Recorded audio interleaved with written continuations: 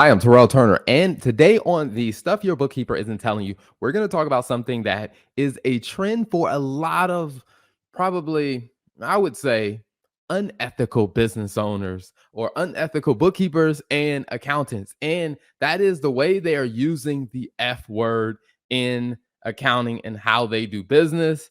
And we're going to talk about some of the current events, what's going on, what does that really mean for businesses, and how the two work together. So stay tuned for today's episode.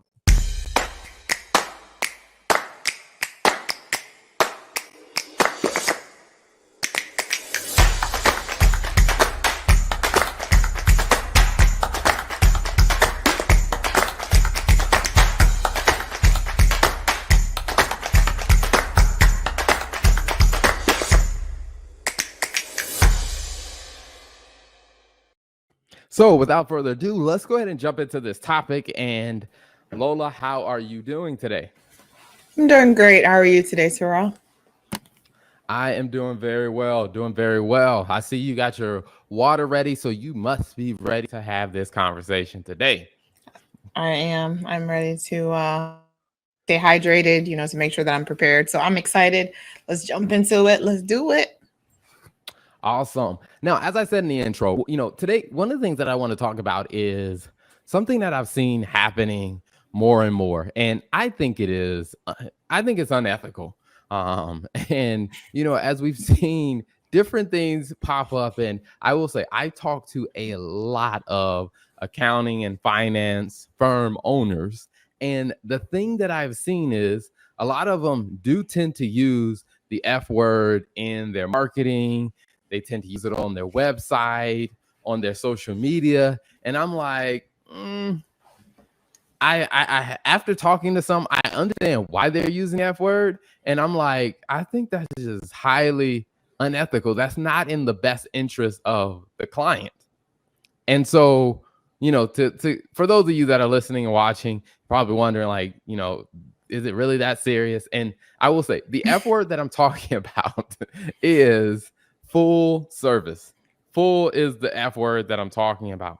And what I mean by that is, before I even go any further, let me get your thoughts on when you see an accounting firm advertising themselves as full service, what are some of the thoughts that go through your mind? They don't really know what they want to do, so they're just trying to cast a wide net out there, see what sticks, and see what they get customers for. Okay. No, I think I think you're absolutely. I would totally agree with you, because whenever I've talked to people, and I've even asked some accountants and firm owners, like, when you say you're full service, what does that mean? And one of the things that they'll say is, oh, we do everything. We can help a client with anything related to accounting, finance for their business. And in the back of my mind, as I'm listening to them, I'm thinking, like, you are a lie. You cannot help them with First everything. of all, I think I would agree with that, but I also think you're being a little bit too hard on these firms, and the statement of it being unethical, I think, is a bit of a stretch in my opinion. Now, that doesn't mean that there aren't companies that are or people that are just trying to sell whatever they're selling and they don't have the expertise and it's a bunch of nonsense. But I think about us, like when we first started, we were offering taxes and we quickly realized like that wasn't something we wanted to do. And even when we started our business, we really had to kind of work on niching down into exactly what it is that we wanted to do. So, for me, I'm kind of giving the benefit of the doubt here. Like, you don't know better, or hey, maybe you're not getting traction in one area. Maybe, hey, you're not that good in everything. So you're just thinking like, let me just do a little bit and see what sticks. I mean, but that's the part that I think it becomes the unethical. Now, I do understand, like, I think it's kind of like, small children. There are things that small children do. Like, for example, small children are typically very selfish until they learn how to do things differently. Or like, for example, if you take a small child into the store and you go, let's say if you're going through a grocery store, you're going through a toy store, like, if you don't watch them, they're liable to steal something and walk out because they just don't know that's wrong. Yeah. And like I've had this experience with some of my, like, really young nieces and nephews. Like, let's say, they're like two years old or whatever, where they're walking through the store, they see something they like, they just, like, for example, if you walk by the candy aisle, if they see it, they just grab it. They don't realize in their mind, like, hey, this doesn't belong to me. Like, you have to like teach them that behavior. And I think Right. it's, not to say that, hey, they're intentionally trying to be unethical, but that behavior is unethical. And I do think, for when I say unethical, I mean from the standpoint that, like, when you're starting a firm, something that I've seen a lot of firms do is they're not necessarily focused on how do I help solve a problem for my client. They're just focused on how do I make money for my firm. And I've even had conversations like early on when, was deciding to start our firm. I'm not going to say any names, but I would say had some conversation with some accountants, and Oh. some of the things that they brought up, I'm just like, you seem to be very focused on how to put money in your pocket, and you're not even at all concerned about actually helping the clients, helping the business owners that you're trying to support. You're just focused on how can I pretty much take money from them and do as little work as possible. And that's the part that I think that I've seen a trend of. People who tend to have that mindset are the Mhm. ones that tend to, advertise the whole, hey, we can do everything, or we can support all your needs. Because I'm like, at the end of the day, you can't support all of the needs of a person. I would agree. And I guess maybe we just divide them into two categories. There's the people that just don't know better, right? But then I do think there's people who are intentionally really just focused on doing what's best in their best interest versus focusing on what's in the best interest of the client. Now, I mean, I'm not gonna lie. I'm not gonna sit here and say, you know what, like you should think about what's in your best interest as an accounting firm or whatever, or do what's in your best interest. But the benefit should come from doing what is in the best interest of the client. The money that you make should come from doing what is in the best interest of your client, because ultimately, and I think this is a mindset that I've noticed that tends to be lacking when you're so focused on doing what is in your best interest and thinking about yourself and how you can benefit. A lot of times, if you notice, like those customers that or those clients don't stay with you long term. You might get a short term benefit out of looking out for yourself, but long term, in terms of building confidence, in terms of building the relationship where people feel like this person knows what they're talking about, and I know that they have my best interest, and I trust that they are doing what's in the best interest of my business. Like, it's very clear when you talk to people, when you talk to business owners that are like focused on just delivering and selling, like accounting firms that are just like, hey, this is what we do. They don't ask any questions about your business. They don't ask any questions about, how can they tailor what they're offering to your business. It's just, hey, these are the 5 things. This is how much it costs. Throw the numbers together. Don't give you financials. I remember, like, I'm not going to mention names, but one of the most hilarious situations to me was when we were talking to a client who had experience, like, I guess the former accountant who basically when came back and they were looking at their financials from the prior year, asked the accountant, like, I guess the accountant came back, was like, hey, this is the result, this is how much you owe on your taxes or whatever. And the accountant, and then they were like, what the heck? Like, I don't understand. Like, what is this? What's driving this? And then basically the explanation was some lousy, flimsy one. And it was like, you're the accountant that's doing the bookkeeping for this person, and you don't understand. Like, you didn't take action and you didn't do what you needed to do to make sure that this person was aware of what was going on with their numbers. And now you're basically you were just billing them, right? So there wasn't a care in the world about, hey, are we doing what's in the best interest of our client? So, Yeah, and I mean, and I agree, because I think when I started looking at it, because, and maybe it's just my nerdy side of wanting to understand kind of how do things happen and why do things happen. And one of the things that I looked at when, having so many conversations with different different accounting firms and finance firms, of really understanding, what did the industry of accounting and finance look like from the firm's perspective. And I think, there was a period of time where the model was really designed around, the hourly rate, the billable rate, Mm-hmm. like that's what you focused on. Like you didn't really focus on what was the best interest of the client. It was, hey, this will be a great client because they have a lot of problems and it's going to take us a lot of time to work on this stuff. So people really got excited about the billable hours. And Yeah. one of the things that I noticed that even, and that was kind of more when you looked at your bigger firms, but then when you got to the smaller firms, the history kind of was really using taxes as the segue to, to start a firm and build it on the taxes. And one of the things that you started seeing over time is people started asking themselves, well, tax season only happens, maybe once if they file extensions. Maybe there's some that trickle throughout the year, but a lot of firms were trying to figure out, how do we actually get steady revenue throughout the entire year? And what some of them actually came out and told me is they started offering these other services. Like some started offering bookkeeping. And when I looked at the stuff they were doing, I'm like, you're not even doing the bookkeeping right. I'm just like, how can you honestly advertise that you offer bookkeeping services? And then when we look at it, what some of them were doing is they waited until the end of the year, or they waited till like November to try to catch it Oh all my up. gosh. But it's just like, you've been asking the client to pay you a monthly fee and you haven't been doing anything each month. Like Yeah, each month, that's you've wrong. been doing nothing. Yeah, that's wrong and that's dirty. Like that is unethical. That is unethical. And I think the dynamic, like when you talked about the history, I think things are changing also because honestly, like years ago, maybe like 20 years ago, whatever, 15, 20 years ago, I remember when my dad is an accountant by profession as well.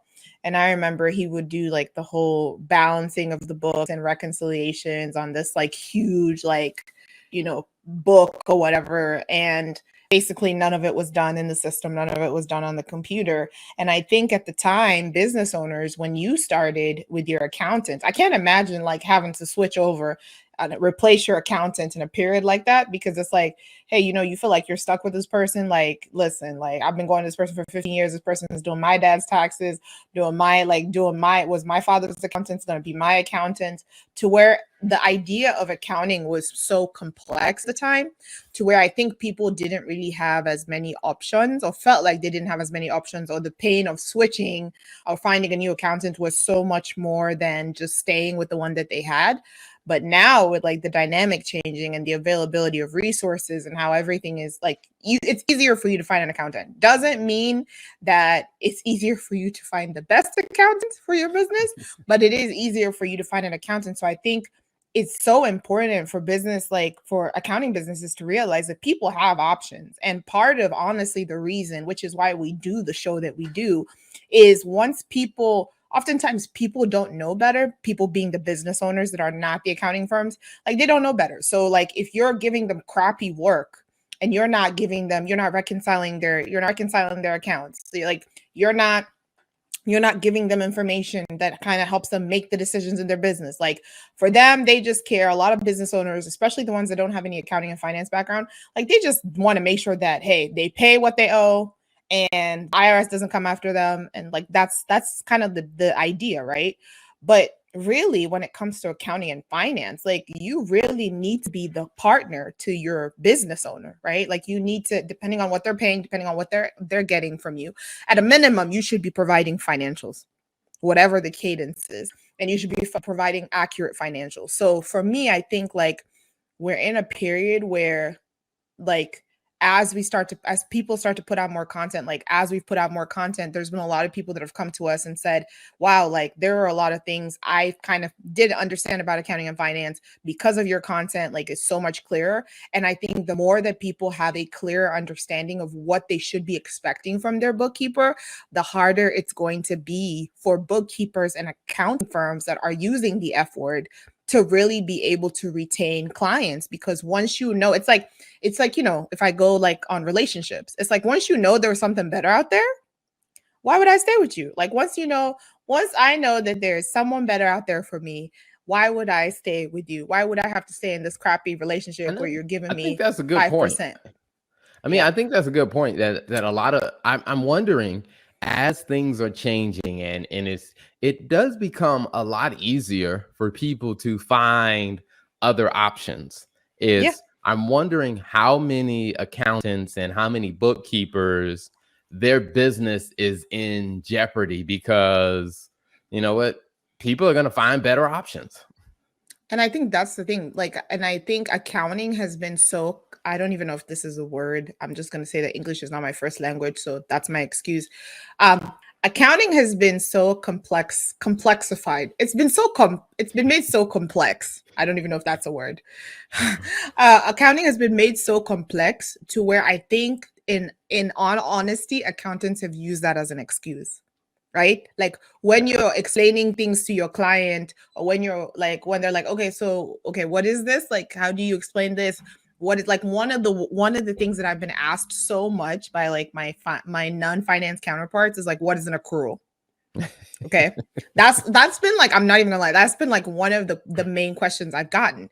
And so like I think sometimes there's this idea of like for example with the what is an accrual question, like you need to be able to understand yourself, like why are we booking an accrual? Why do we book an accrual? Like what is the purpose behind it? How does this explain, how does this benefit the business owner, the operational counterpart? And I think sometimes we count so much, or not we, but the idea of like, it's kind of like the value of like a complex process, right? Like where you feel like, man, this thing is so hard, only I can figure it out, right? Like accounting is so hard, only I can do your financials for you, only I can pull your numbers for you.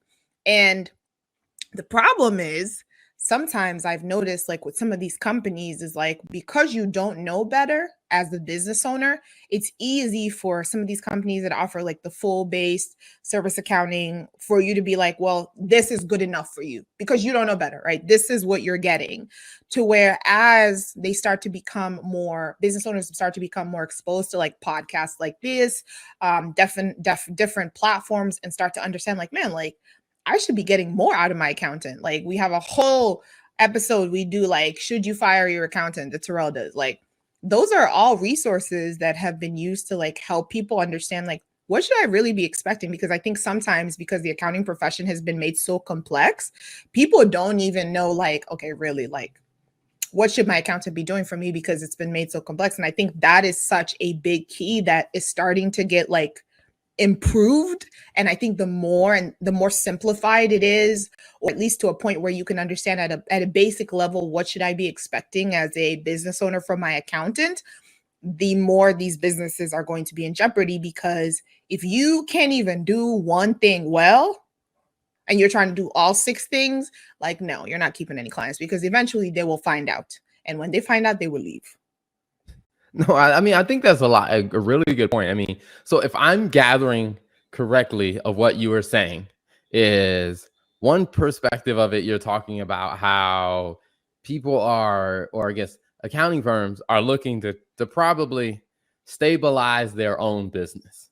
But they're hyper focused on stabilizing their own business. Do you feel like it is part of what you're saying that when they are hyper focused on stabilizing their businesses, it causes them to focus more on themselves and doing what's best for their firm as opposed to doing what's mutually beneficial between the client and the firm? Um, I think so. I think that they're focused on maybe doing what is in their best interest because they're trying to stabilize their business. The challenge with that though is that worked when people didn't have the tools and the resources that they need, like to understand the process clearly. But I think now that people have more access to information, it's easier for you to understand what it is that's missing. And so I think it's important to, I think it's important to think about that as you offer services. You know, that's a good point because one of the things that I think about was, when we've done taxes, a couple of very few taxes. And one of the things that I was thinking Never about to be on done again. Okay. We don't offer tax services. People have asked it, us that like every year. Like, do you? No, no. and you know, and I Immediately, think no. about, like, there was a client that we were doing taxes for, and when I think about, you know, like, I had a conversation with them, and I started realizing that, hey, you know what?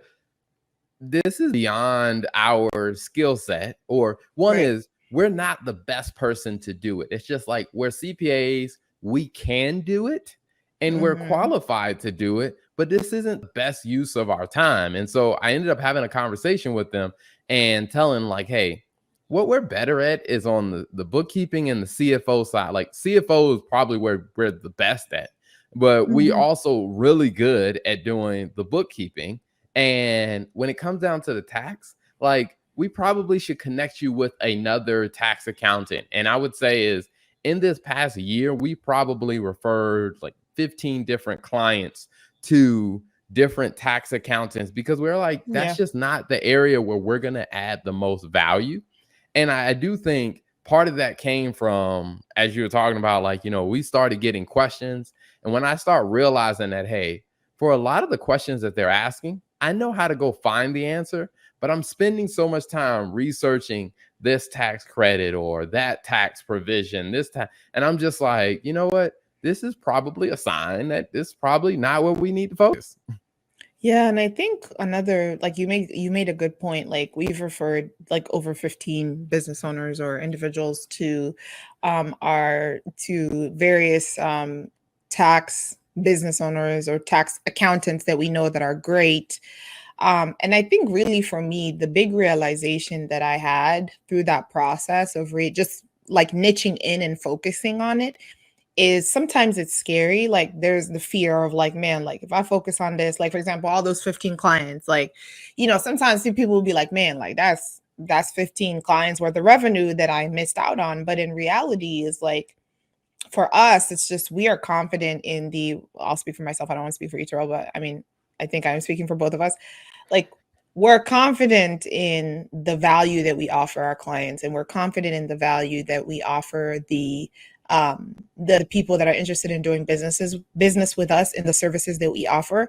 And so I'm not going to be afraid that if I refer this person, to someone else, that I'm losing out on the potential revenue. Because if you think about it like that, then you're thinking about doing what's in your best interest short term, but is going to leave a long-term impact on your potential client's business and your client's business. Because if you think about it like this is something that they're actively using to run their business. Like even if we take taxes, for example, like if you get something wrong or if you don't give them the insight and the guidance that they need, like imagine the impact that it could have on their numbers. And again, it doesn't go to say like we can't do it and we can't do it correctly, but just that level of attentiveness and the level of insight of, hey, this is how much you're estimated to owe, this is how much you should be paying, like that guidance that tax accountants give and people that focus on that know at the back of their hand, like we can't offer that. And so for me, I think the confidence is knowing that your business is going to be successful the more focused you are on niching and not being afraid that you're going to lose out on potential revenue because, you're referring someone and then you start with this whole full service accounting nonsense. It's one of those things that I really want to just like say to, like, bookkeepers and accounting firms. It's just like, you guys just repeat it with me. I am not a full service firm. Like, this is what I do well. And it's just like Yeah. knowing that, hey, it is okay to focus. Because I mean, I think even for us, one of the things that, that we started to realize was, what, we're not the best bookkeeper for every type of business. At one Mm-hmm. point, we were working with, I mean, when we first started off, we would work with any business that would work with us. That was a bad idea. And started learning, like, hey, but I do think that was part of I guess, as part of the process. I think immaturity as a business owner is part of the process of Yeah. you go through making some of those very immature decisions. Yeah. And I think that It's a as you get a learning little bit lesson. more experience, I think you Hmm. get to the point where you're just like, okay, all right, you know what? It is okay for me to focus. And I think that our focus kind of narrowed down to where we said, okay, we're not dealing with every business. We'll focus on service-based businesses. And I Hmm. think we tested, worked with a couple different types of service-based businesses, came back and said, okay, all right, let's take it a step lower, deeper, and say, hey, law firms and agencies. And Hmm. then I think as we started getting clearer, and then even it's just like, okay, all right, what types of law firms? So law firms Hmm. that are more than $500,000 in annual revenue and have at Right. least 2 employees, to where you really start to narrow it down to realizing like those are the types of businesses that we provide the best service for. And I think Yeah. even just resisting that temptation to be full service, because there have been some clients that ask about like, hey, I'm looking for someone that can do the bookkeeping and the tax. And I'm just like, you know what? If that's what you're looking for, that's not us. We can help you with It's the not. bookkeeping and we can help you with the CFO services. And I think it's just like being able to have that conversation.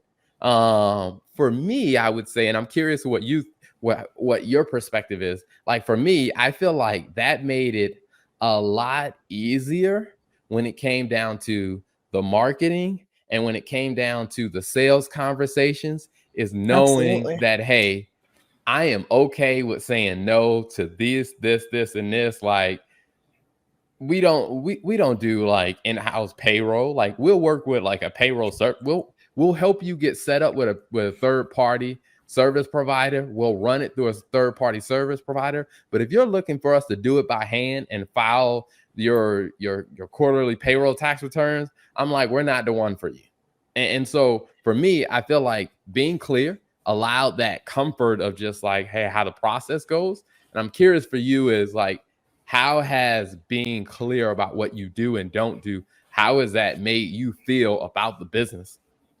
I will say it definitely has reduced a lot of heartache and annoyance of just feeling like, dang, like why are we doing this? Like, sometimes you sign up for something and you don't really want to do it, and you're just like every time as you're going through the process, you're just complaining.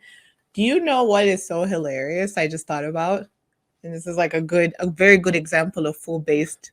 What is it? Full based service firm or full? How do you? What's Full the? well, the way that I've seen it is a full service accounting firm. And I'm like, Okay, so that is so a full. full lie. So full service accounting firm. You know what I just remembered? I remember the time when we were a full service accounting firm plus. Okay. You remember when we did that marketing? We used to do like the marketing flyers and stuff for one of our clients. Like we were doing bookkeeping and they're like, oh, I need help setting up my website. You remember that? It's Oh horrible. gosh. Oh, so bad. Like it's just like, what are you doing marketing? Like or doing a graphic design. I mean, that stuff I enjoyed. I've never hated like that marketing design process than I hated in that moment. And that was one of our bookkeeping clients. And I just remember being like, why are we doing like this is not, yeah, they're gonna pay us, but like this is not even what we're selling here. And I think that's what happens when you don't that's what happens when you don't know, like you don't have niche down to like what is it that you're doing. So I would say I just remember that and I was just busting out like laughing. I was just like, oh my gosh, this is just no, Yeah. never again. And it's one of those things that I do think that there is some room to do different stuff and like to try different things, because I think Right. sometimes like some of the stuff that we've tried, I think has opened up an opportunity that we didn't know existed before. And so, but one of the things that I've noticed consistently is if it's something that is not in your core wheelhouse and it's something that it just bothers you to actually do it, to where I'm just like, that's probably one of those things you shouldn't be doing. I'll think about an I example. I was agree. talking to a owner of a bookkeeping firm, and I was talking to her one day, and I was, she actually reached out to me to do some consulting on some CFO stuff for one of her clients. And so we were doing the CFO analysis while she did the bookkeeping, and I was talking to her, asked how she was doing, and she said she was tired that day. And I was like, okay, why. It was like 8 o'clock. She was like, well, I've been up since 4 o'clock at the client site trying to get their IT system back up. And I was like, wait, Stop. what? First I'm of like, all, why are you waking up at 4 a.m. trying to get your client's IT system back up? Like, they hired you to do the bookkeeping. To where I'm just like, I understand that they're paying you, but I'm like, you don't like it, you're tired, and it's distracting you from doing what you do best. And I'm like, that might be a sign that, hey, you know what? You probably don't need to be doing this. You probably yeah, need to definitely not. help your client get comfortable with paying an actual IT company to get their system back up and running, That's because probably the wildest thing I've heard. because I'm just like, you shouldn't be throwing yourself into that. I mean, but Yeah. like I said, outside of, unless, like I said, if it's something that you really don't enjoy, or is something that becomes a distraction from what your core solution provides, then I would say probably stay away from that. Now, where I've seen it to be a healthy thing, and which is something that we do as well, is when it's a complementary service or complementary product. And you can check out the episode we did, our last episode we did, where we talked about complementary services and the, increasing profitability.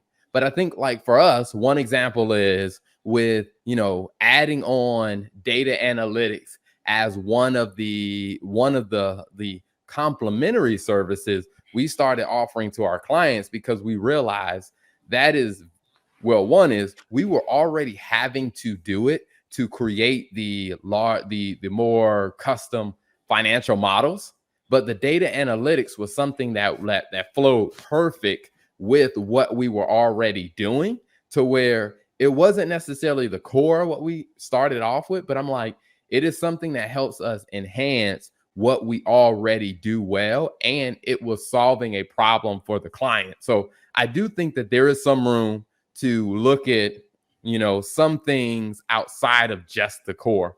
But yeah, that I whole agree. I mean, I doing agree, the but I think IT, like yeah, go ahead. I was gonna say that whole doing the IT, yeah, that was just foolishness. Yeah, and I mean, I think there's a difference. Like complementary services, that's within what you already offer. Like it's an add-on of something that you're already offering. So, it's not something where you're like, oh, I'll do your bookkeeping, and for $700 more, I'll do your taxes. Like, I mean, at this point, it's like there's a certain level of specialty that's required. Now, I will say one caveat that I want to point out is that there are firms which are a bigger size, where you have, in some cases, like with larger firms, right, where you have like 30, 40, 50 people that work in that firm, and each department, they have departments that specialize in specific things, like specialize in bookkeeping, specialize in taxes, right? So like from your point of view, like, is that the ideal state for someone who wants to, like, if someone's like, hey, I want to be able to go to one place where I get everything done. Like, I don't want to have to split my taxes. I don't want to have to split my bookkeeping. Is that kind of where you would recommend that they go? Yeah, I mean, I start telling business owners, hey, if you want a one-stop shop, then don't be cheap and go with That's one the of the thing. bigger Yeah. firms. Because Right. I'm Because like, that stuff you're not, costs money. yeah, because I'm like, if you're trying to find a firm that will be a one-stop shop and you're trying to do it on the cheap, I'm like, you're probably going to find somebody who doesn't do one or two of the things well, but Hmm. they may be better than you, but that doesn't mean that they're good. And so Right. I always tell people is, if you do want a one-stop shop, is stop being cheap or don't be cheap and invest some extra money, because it's going to cost you a bit more. I mean, when Yeah. you want to go that route.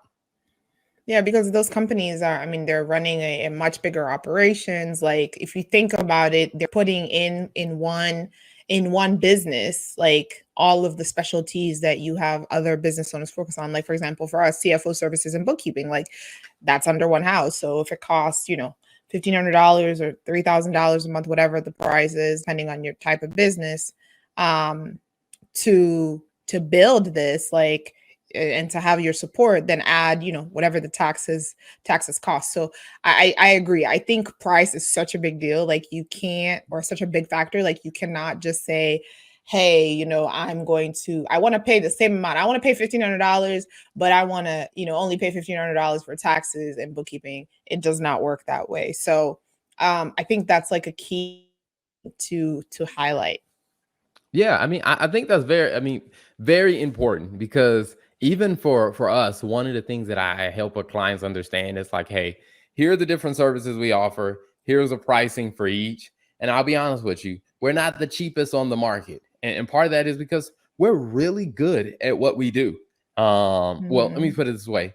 We don't do everything, but the things we do, we are really good They're at it. really good. and Yeah. and you know and that's where, like, when, like I said, we started doing some of like the data analytics and the CFO services, explaining to people, because some people were asking, well, when you say that you're really good at it, what do you mean? And I think that it's one of those It means things we're the where, like, best. let's say right now with things that are going on in the economy, one of the things we started taking a step back and looking and saying, okay, all right, with some of our clients, we're looking ahead of seeing how are these things that are happening in the macro economy, how are they going to Mhm. boil down and impact your medium-sized business, whereas Right. you may not be directly impacted by, let's say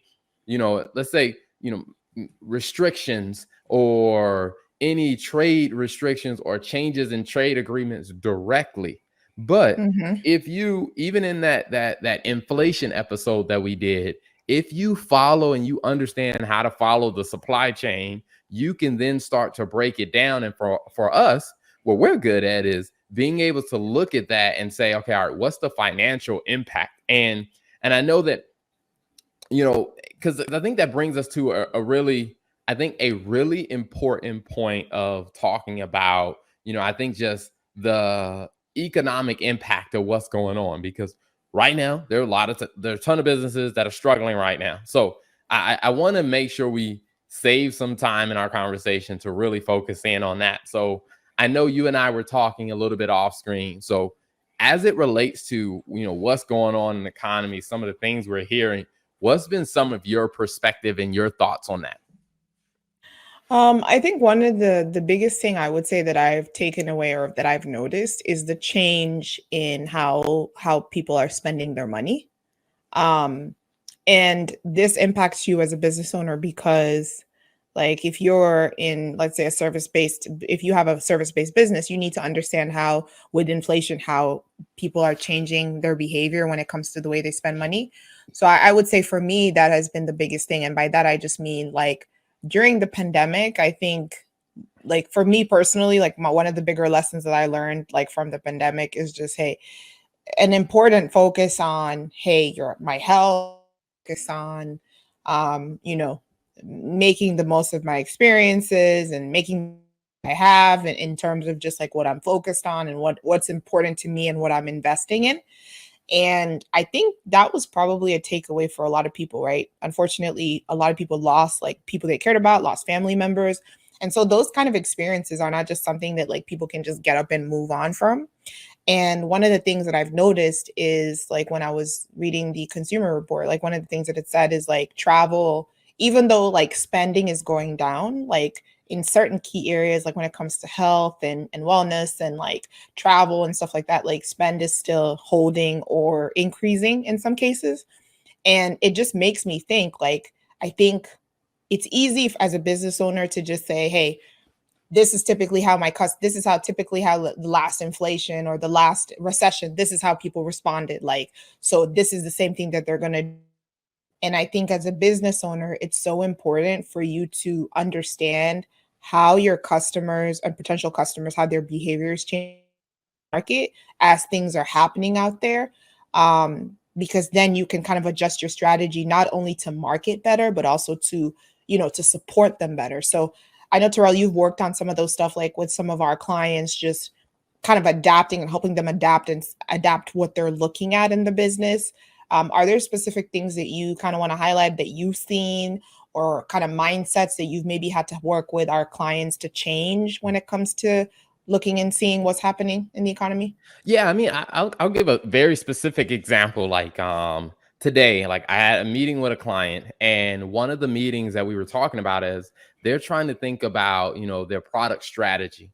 There's Hmm. option one, option B. Which one should they lean into? And both of the options hinge on them developing a partnership relationship with a bigger player within their industry. And Mm, so one of the things that that I did was, hey, going back and looking at, hey, it's earnings season. Those companies are those two companies that they can potentially partner with are publicly traded. So going mm, and seeing, looking at their financial statements and looking at what are some of the things that they're talking about in like their 10 Qs, and also looking at their earnings report and their earnings analysis, and really understanding like, hey, what's going on in this market? Because hmm. our client isn't going to feel the immediate impact. What our client's going to feel is if a shockwave hits those big players, it's going to eventually trickle down to them. And so one of the Right. things we're looking at is, well, what do we need to do today to put our client's business in the best position to navigate any turbulence that's coming down the line? And so one of the things that I specifically encourage, business owners, or if you're a bookkeeper, or let's say you're an accountant, and look and see who are the major players for your clients, who are the major players in their industry. If they are a Hmm. publicly traded company, go to their investor relations page and look at what the giants in that industry are talking about as the potential headwinds or the potential challenges. Because if they're experiencing the challenge, it's not going to be too long until your clients start to experience. So I think, as bookkeepers and as accountants, where we have an opportunity to really use our skills to not only just look at what's going on with our clients, but look at what's going on in the industry for our client. And that way we can probably give some better advice. Yeah, no, that's a really, really, really, really good point. I think that's kind of just going the extra step. Now, I do want to caveat and say this because sometimes people listen to this and they're just like, "Dang, like that's a lot to do if you pay me $400 a month." We're not saying do it for $400 a month, okay? We're not saying do it for $500 a month. I think this is why it's so important for you to define where your focus area is and what you're good at, and then you can kind of tier it and say, "Hey, for this is how much I'll charge.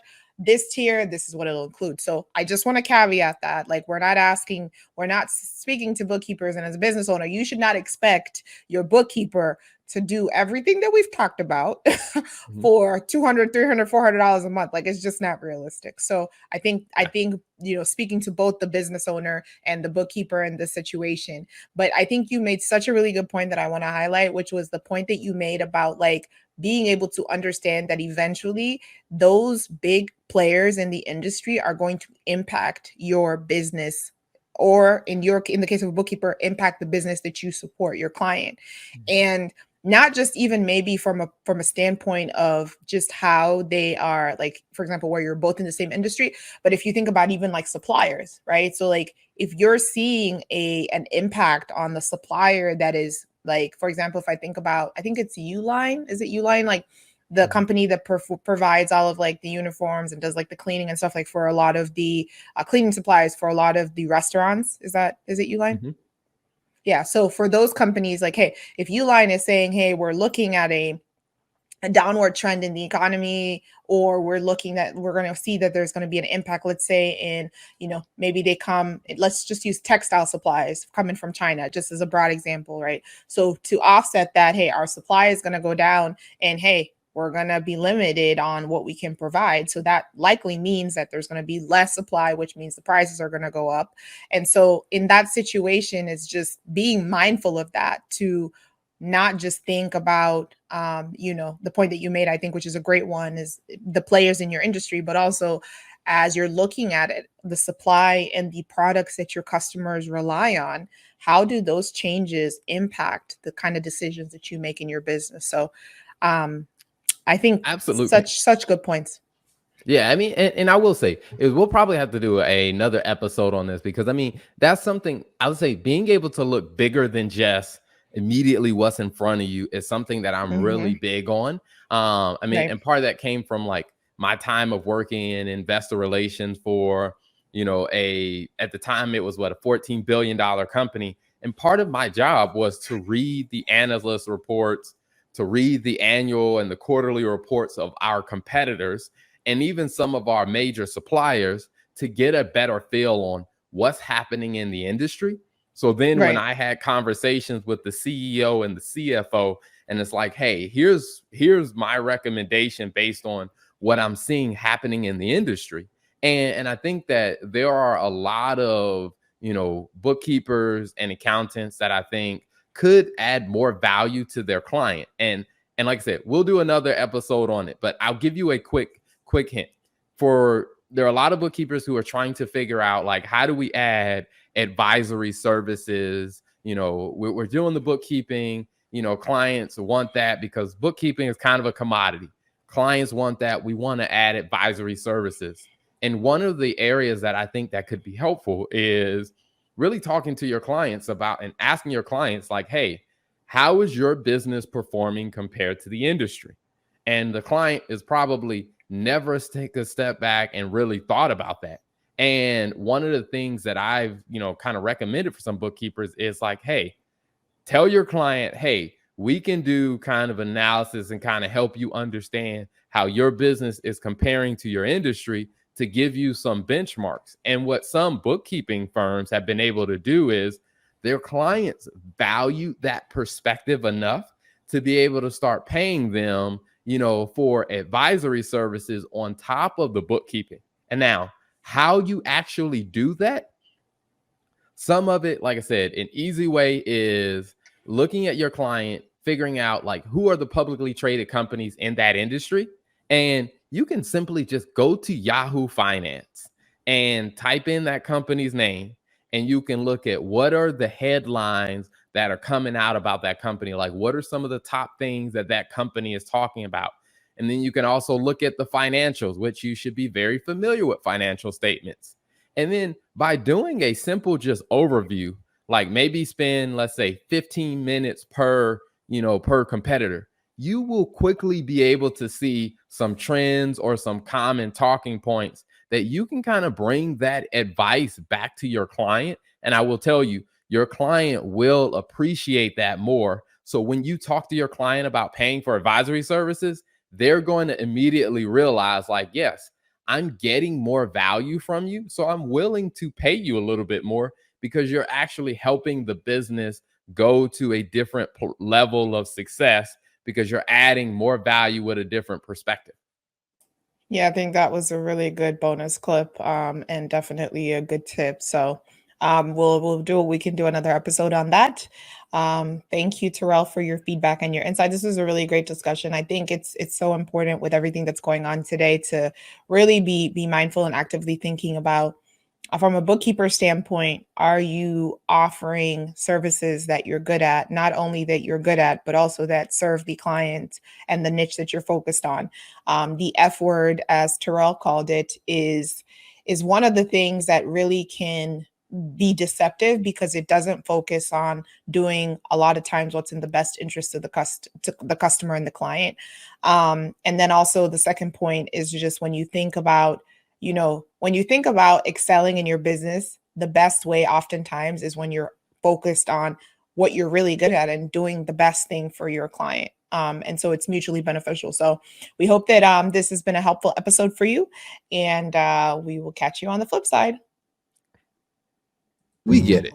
Keeping track of your finances can seem pretty overwhelming when you're running a business. Achieving your financial goals in business should not be a guessing game. That's why it pays to work with someone that can take a hard look at your financial numbers and not add more stress to the balancing act of running your business. The T.O. Turner Group will provide a clear and concise explanation to your financial standing. The T.O. Turner Group will simplify finance and help you make smarter money decisions in your business.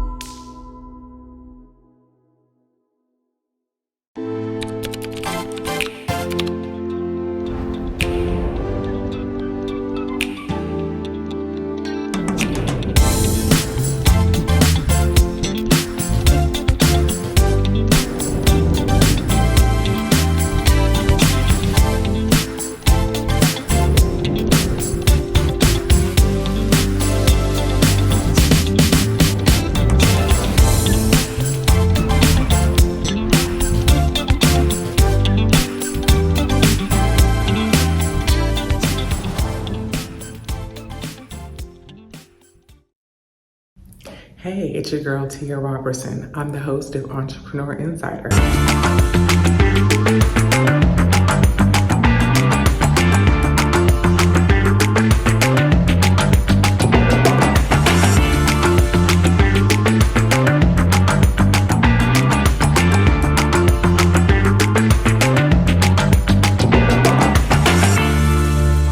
Right here on RETV every Thursday at 6 p.m. Eastern for entrepreneurs and news that you need to know about. See you there.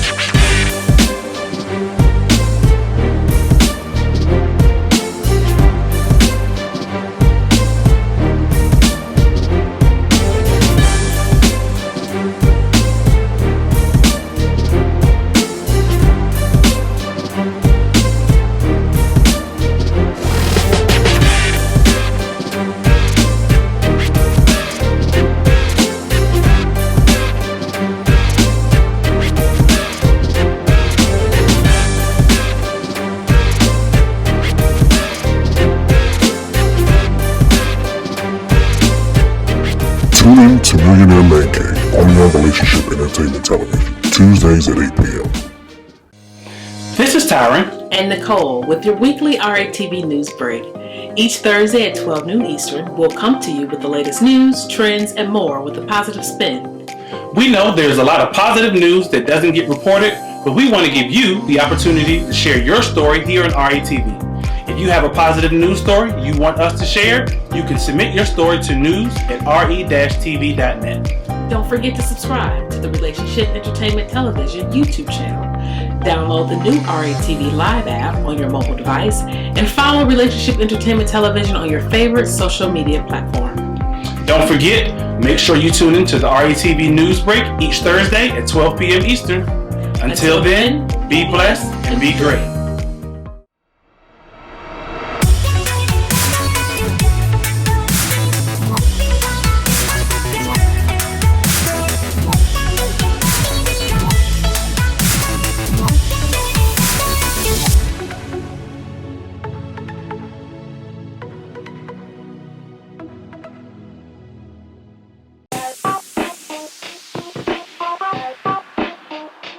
Welcome to What's Going On? My name is Demita Joe. Each Wednesday, you can find me here at 3 p.m. I'll be over here discussing different things that are going on and try to bring you a boost of positivity for your week because we all need this. We're going to share some feel-good stories. We might find a hometown hero. We may take a look at some trending topic. And sometimes we might even find a lesson in a not-so-warm and fuzzy story if we can.